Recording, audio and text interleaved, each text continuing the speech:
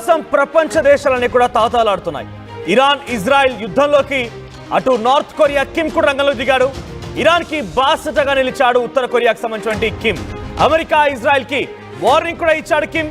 అటు ఇరాన్ పైన రెండు దేశాల దాడిని కిమ్ ఖండించాడు. ఇరాన్ కి మద్దతుగా యుద్ధ సామాగ్రి అందిస్తామని చెప్తున్నాడు కిమ్.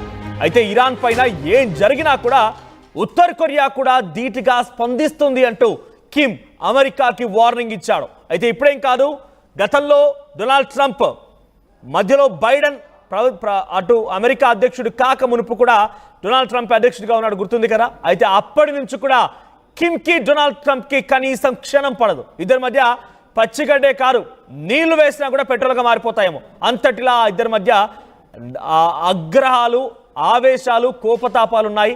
సో గతంలో చాలా పెద్ద ఎత్తున ఇంటర్నేషనల్ లెవెల్లో చర్చ జరిగాయి, మీమ్స్ కూడా జరిగాయి. కిమ్ కి ట్రంప్ కి ఏ మాత్రం కూడా పడదు అనేటువంటి ఒక విషయం కూడా అందరికీ, ప్రపంచ దేశాలన్నింటికి తెలుసు. అయితే ప్రస్తుతానికి కిమ్ ఏం చెప్తున్నారంటే, ఇరాన్కి నేను మద్దతుగా ఉంటాను, ఇరాన్ పైన దాడిని తీవ్రంగా ఖండిస్తున్నాను, ఇరాన్ పైన దాడికి సంబంధించిన విషయం పైన ఎట్టి పరిస్థితుల్లో ఉపేక్షించను, అవసరమైతే నేను కూడా రంగంలోకి దిగుతాను, అమెరికాకి ఇజ్రాయెల్కి వార్నింగ్ ఇచ్చారు కిమ్.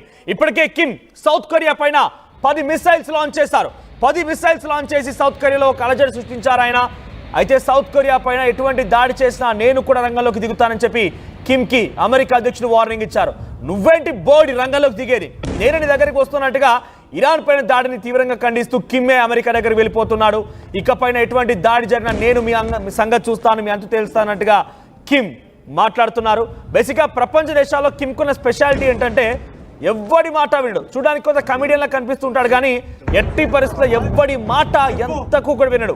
ఆయన ఒకసారి ఫిక్స్ అయ్యాడంటే బుల్లెట్ పడాల్సిందే, డెఫినెట్గా రక్తం చిందించాల్సిందే, ఆ రకంగా ఉంటూ ఉంటాడు. అందుకే డొనాల్డ్ ట్రంప్, ఒక అగ్రరాజ్యమైనటువంటి అధ్యక్షుడు డొనాల్డ్ ట్రంప్ని కూడా ఒక రకంగా కిమ్ ఇరుకున పెట్టాడు. కిమ్ ఒక రకంగా ఆయన్ని కూడా ఒక మాటలో చెప్పాలంటే పెద్ద ఎత్తున తలగొక్కునేలాగా, ఏంటి పదే పదే వీడు నాయంట పడుతున్నట్టుగా ఆలోచించే విధంగా కూడా డొనాల్డ్ ట్రంప్ చేశాడు ఆయన గతంలో అధ్యక్షుడిగా ఉన్నప్పుడే. ఇప్పుడు మరోసారి కిమ్ డైరెక్ట్గా రంగంలోకి దిగుతున్నారు అని తెలియగానే అమెరికా కూడా కొంత అలర్ట్ అయింది. అక్కడ నుండి ప్రార్థనా స్థలాలు, కొంత క్రౌడ్ ప్లేసెస్ని, జన సమూహాలని కొంత కంట్రోల్లోకి తీసుకొచ్చింది. ఒక రకంగా చెప్పాలంటే మన దగ్గర 144 సెక్షన్ అయితే అమల్లో ఉంటుందో అక్కడ కూడా కట్టుదిట్టమైన భద్రతను ఏర్పాటు చేసి అక్కడి సెక్షన్ల ప్రకారంగా నలుగురు గుమికూడకుండా, ఎక్కడ కూడా అవాంఛనీయ సంఘటనలు జరగకుండా భద్రతా ఏర్పాట్లు కట్టుదిట్టంగా జరుగుతున్నాయి అమెరికాలో కూడా. ఇక కిమ్ ఎంట్రీ ఇచ్చారంటే ఇక నెక్స్ట్ లెవెల్ యుద్ధం అని చెప్పాలి.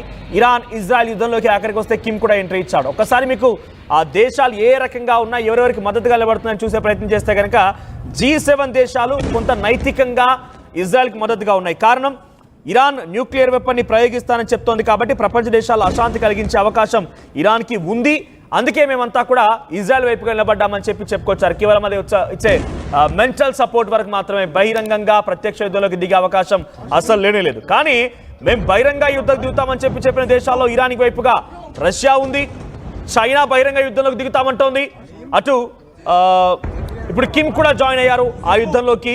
దీంతో పాటుగా Saudi Arabia, Kuwait, Qatar, Pakistan 21 దేశాలు, దాంట్లో Bahrain, Algeria, Chad, Brunei, Comoros, Djibouti, తర్వాత Iraq, Kuwait, Mauritania, Jordan, Libya, Pakistan, Saudi Arabia, Qatar, Somalia, Sudan, UAE and Oman, ఇవన్నీ దేశాలు కూడా మేము అంతా ఇరాన్ వైపుగానే ఉన్నామని చెప్తున్నాయి. దీంట్లో బహిరంగ యుద్ధంలోకి దిగుతామన్న దేశాలు డైరెక్ట్గా యుద్ధంలోకి దిగిపోయి అమెరికా ఎటువంటి చర్యలకు పాల్పడ్డా మేము అమెరికా సంగతి తేలుస్తామన్న రకంగా వార్నింగ్ ఇచ్చింది మాత్రం రష్యా అధ్యక్షుడు పుతిన్, చైనా అధ్యక్షుడు జిన్పింగ్, ఇప్పుడు నార్త్ కొరియా అధ్యక్షుడు కిమ్. సో కిమ్ ఎంట్రీ ఇచ్చాడంటే ఇక అది కొరివితో తలగొక్కున్నట్టే. డెఫినెట్గా అదొక ఏమంటారంటే బేసిక్గా మనకు అర్థమయ్యేతో చెప్పాలంటే ఒక ఒంటికి పట్టించిన ఒక పుండు లాంటిది, అది పూర్తిగా మానదు, అలా అని చెప్పి అది మనకు ఉపశమనం కలిగించదు, అలా అని చెప్పి పెద్దగా అవ్వదు, అది ఎప్పటికి కూడా ఇబ్బంది గురి ఉంటుంది చూసారా. అలా ఇప్పుడు కిమ్ వ్యవహారం కూడా ఉంది. సో ప్రపంచ దేశాలన్నీ కూడా కొంత యుద్ధం కోసం తాళాడుతున్నట్టే కనబడుతోంది. కిమ్ ఎక్కడో ఉన్నవాడు ఆఖరికి వస్తే ఇరాన్ దాకా వచ్చాడు అమెరికాకు వ్యతిరేకంగా. అర్థం చేసుకోండి అమెరికా పైన ఎంతటి ఆగ్రహంతో, అమెరికా కాదు డొనాల్డ్ ట్రంప్ పైన ఎంతటి ఆగ్రహంతో కిమ్ రగిలిపోతున్నాడు అనేది. సో తాను సైతం సిద్ధంగా ఉన్నాను, నేను ఏ క్షణమైనా కూడా అమెరికా వైపుగా దాడి చేయొచ్చు అనే ఒక మాటని డైరెక్ట్గా కిమ్ మాట్లాడుతున్నాడు. చూద్దాం మరి కిమ్ నిజంగానే బహిరంగంగా యుద్ధక్షేత్రంలోకి దిగిపోయి ఇరాన్కి మద్దతుగా అటు డొనాల్డ్ ట్రంప్ పైన యుద్ధం చేస్తాడా అంటే ఆయన డైరెక్ట్గా ఆయన సామర్థ్యాలు శక్తి అని పక్కన పెడితే ఆయనకు చేయాలని ఒక తిక్క మాత్రం ఉంది. అమెరికాకి చుక్క చూపించాలి, అమెరికాకి చుక్కలు చూపించాలని ఒక తిక్క అయితే ఉంది. ఆ తిక్క డెఫినెట్గా ఇంప్లిమెంట్ చేసే అవకాశం అయితే ఉంది. మరి కిమ్ ఎంట్రీ ఇచ్చాడంటే పరిస్థితి ఏంటో ఒకసారి ఆలోచించాల్సిందే. సో మరిన్ని అప్డేట్స్ మా ప్రతినిధి మధు సిద్ధంగా ఉన్నారు. మధు, డైరెక్ట్గా నార్త్ కొరియా కిమ్ కూడా రంగంలోకి దిగారు అమెరికాకు వ్యతిరేకంగా, ఇరాన్కి సపోర్ట్గా. అంటే పరిస్థితి ఏంటి? ఇరాన్ ఇజ్రాయెల్ వార్లో రష్యా చైనా ఇప్పటికే అమెరికాకు వార్నింగ్ ఇస్తున్నాయి. మరొక 21 దేశాలు, ఇస్లామిక్, అరబిక్ అండ్ ఆఫ్రికన్ దేశాలు కూడా అమెరికాకు వార్నింగ్ ఇస్తున్నాయి. డైరెక్ట్గా ఇప్పుడు కిమ్ కూడా రంగంలోకి దిగారు. కిమ్కి డొనాల్డ్ ట్రంప్కి ఉన్నటువంటి ఆ యుద్ధం, ఆ ఒక సిచ్యువేషన్ ఇప్పటిదేమి కాదు, సుమారుగా కొన్ని ఏళ్లుగా జరుగుతోంది. సో ప్రజెంట్ కిమ్ ఎంట్రీ ఇచ్చారు అని అంటే కనుక సిచ్యువేషన్ ఎలా ఉండబోతోంది?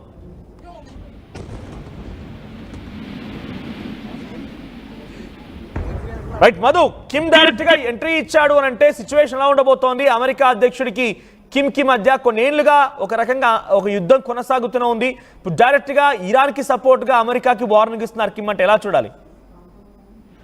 ఎగ్జాక్ట్లీ, యుద్ధం కోసం ప్రపంచ దేశాలను కూడా ఇన్వాల్వ్ అయ్యే పరిస్థితి, తప్పని పరిస్థితి నెలకొంది ప్రస్తుతం. ఎందుకంటే ఒక దేశానికి ఒక దేశం మద్దతు ఇచ్చిపోతా ఉన్నటువంటి పరిస్థితి. ఇజ్రాయెల్ కి అమెరికా మద్దతు తెలుపుతూ డైరెక్ట్ గా యుద్ధంలోకే అమెరికా ఎంట్రీ అయినటువంటి పరిస్థితి. అణు కర్మాగారాల పైన, ముఖ్యంగా న్యూక్లియర్ రియాక్టర్ దగ్గర దాడి చేశారు.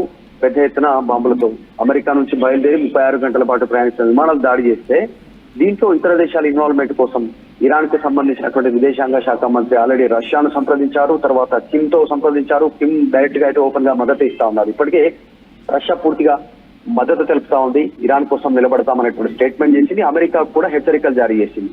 ఇప్పుడు డైరెక్ట్ గా కిమ్ కూడా రంగంలోకి దిగారు. కిమ్ కొంచెం వివాదాస్పదమైనటువంటి స్టేట్మెంట్లలో ముందు వరుసలో ఉంటారు. గతంలో చూసాం. అవసరమైతే ఇరాన్ కు మద్దతుగా యుద్ధ సామాగ్రిని పంపుతాము, ఇరాన్ కి ఏం జరిగినా కూడా ఉత్తర కొరియా అండగా ఉంటుంది, ఇంతే ధీటుగా రెస్పాండ్ అవుతామంటూ ట్రంప్ కు హెచ్చరికలు కూడా కిమ్ జాంగ్ ఉన్ స్టేట్మెంట్ చేశారు. ఇది కాస్త ప్రమాదకరమైనటువంటి స్టేట్మెంట్ గానే చూడాల్సినటువంటి అవసరం ఉంది. కిమ్ అనేటువంటి వ్యక్తి కాస్త ఇంత ముందుకు మాట్లాడుకున్నట్టుగా వివాదాస్పదమైనటువంటి నిర్ణయాన్ని తీసుకుంటారు. కొంచెం డేర్షిపర్, ఏ ఒక్క దేశం ఇన్వాల్వ్మెంట్ ని ఒప్పుకోరు, ఏ ఒక్కరి ఆధిపత్యాన్ని అయినా యాక్సెప్ట్ చేయరు. గతంలో కరెక్ట్ గా ఒక నెల క్రితం రష్యా అధ్యక్షుడు వ్లాదిమిర్ పుతిన్ తో కూడా కిమ్ భేటీ అయ్యారు.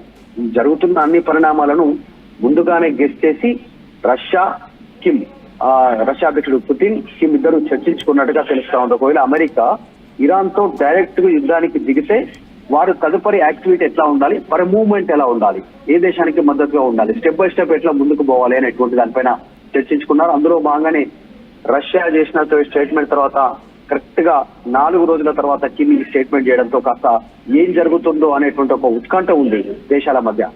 ఇప్పటికే దేశాలన్నీ యుద్ధ వాతావరణాన్ని తలపిస్తా ఉన్నటువంటి పరిస్థితి. ఇదే ఇజ్రాయెల్ తో పాలస్తీనాతో వివాదం, గాజా పైన దాడి, ఇప్పుడు ఇరాన్ తో యుద్ధం జరుగుతున్నటువంటి పరిస్థితి. రీసెంట్ గా ఆపరేషన్ సింధూర్ పేరిట భారత్ పాకిస్తాన్ లో ఉన్నటువంటి ఉగ్రవాద శిబిరాలపైన దాడి, తర్వాత గతంలో చూస్తే ఇంకా కొన్ని దేశాలు, ఇప్పుడు ఆల్రెడీ ఉక్రెయిన్ రష్యా వార్ నడుస్తా ఉన్నటువంటి పరిస్థితి సుదీర్ఘంగా.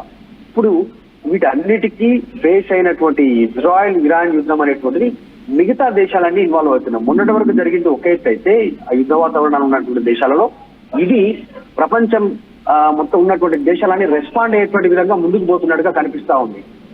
అమెరికా వారం రోజుల టైం ఇచ్చి వెంటనే దాడి చేయడం అణుస్థావరాల పైన, ఇరాన్ లో ఉన్నటువంటి వాటిపైన మిగతా దేశాలు రియాక్ట్ అవుతున్నాయి.